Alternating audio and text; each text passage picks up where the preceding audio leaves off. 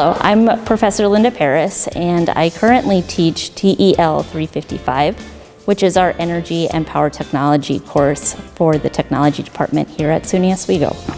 In the course, students study the creation and use of energy as a sustainable resource for technological systems found in the global society. We also look into how energy creation and consumption has effects on the world around the U.S. locally and globally.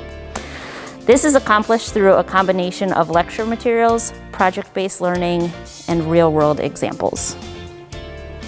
Hi, my name is Alan Bradbury, and I am the Director of Major Projects and with Facilities here at SUNY Oswego.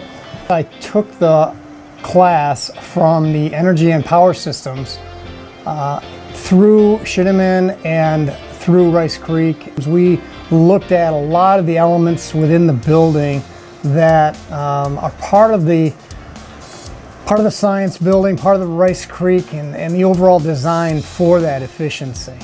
Both Rice Creek and Shinneman Center are designed to lead, and LEAD is leadership in energy and environmental design. Both buildings are super efficient. Hello, my name is Jacob Sigerson, and I'm a student currently enrolled in the Energy and Power Technologies course. My experience in energies is consistent with all of my other coursework here in the Technology Department, which has been nothing short of amazing.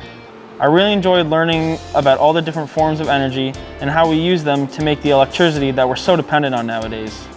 The class has inspired and excited me about the future of energy, especially the new and ever-improving sources of renewable and inexhaustible energy.